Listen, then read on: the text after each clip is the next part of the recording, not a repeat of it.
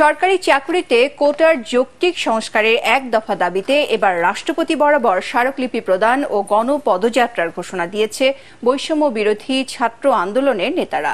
এদিকে স্বাভাবিক শিক্ষা কার্যক্রমে বাধা দিলে তা প্রতিহত করার হুঁশিয়ারি দিয়েছে ছাত্রলীগ। কোটা বিরোধী আন্দোলনে রাজনীতি ঢুকে পড়েছে বলে দাবি সংগঠনটির সভাপতি সাদ্দাম হোসেনের। রিপোর্ট করছেন মাজহারুল হক মুহাজির।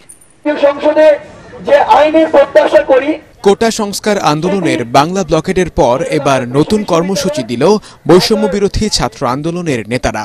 এর আগে জেলায় জেলায় আন্দোলনকারীদের সঙ্গে চলে অনলাইন ব্রিফিং।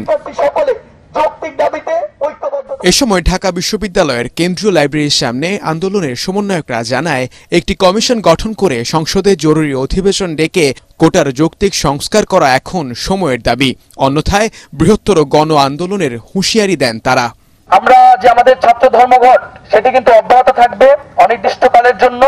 আমাদের দাবি পূরণ না হওয়া পর্যন্ত আমরা ক্লাস বা পরীক্ষায় বসছি না, এবং শিক্ষকরা আন্দোলন শেষেও যদি ক্লাস পরীক্ষা শুরু করার চেষ্টা করেন তারপরেও শিক্ষার্থীরা কিন্তু ক্লাসে ফিরে যাবেন না। ছাত্র ধর্মঘট অব্যাহত থাকবে।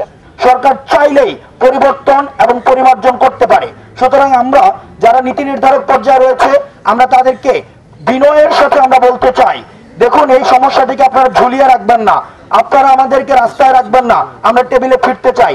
এটি একটি constructive, comprehensive and logical solution আমরা চাই অ্যাজ সুন অ্যাজ পসিবল। এদিকে কোটা না মেধা এই স্লোগানের মাধ্যমে একটি মহল অপপ্রচার চালাচ্ছে বলে দাবি ছাত্রলীগ সভাপতি সাদ্দামের। যারা কোটার সত্যি সংস্কার চায় তারা এরই মধ্যে পড়ার টেবিলে ফিরে গেছে বলেও দাবি করেন তিনি। শুধুমাত্র পলিটিক্যাল অ্যাটেনশন সিকিং এর জন্য সাধারণ মানুষকে এই যে দুর্বিষহ যন্ত্রণায় ফেলে দেয়া এবং একই সঙ্গে বিএনপি জামায়াতের রাজনৈতিক ষড়যন্ত্রের গুটির অংশ হিসেবে শিক্ষার্থীদেরকে যে পরিণত করা, তার বিরুদ্ধে বাংলাদেশ ছাত্রলীগ ঐক্যবদ্ধ রয়েছে। আমাদের কাছে অনুভূত হচ্ছে সাধারণ শিক্ষার্থীদের আবেগকে কাজে লাগিয়ে আজকে সন্ত্রাসীদের একটি গেট টুগেদার তৈরি করার একটি পথ আজকে এটির মাধ্যমে তৈরি করা হচ্ছে।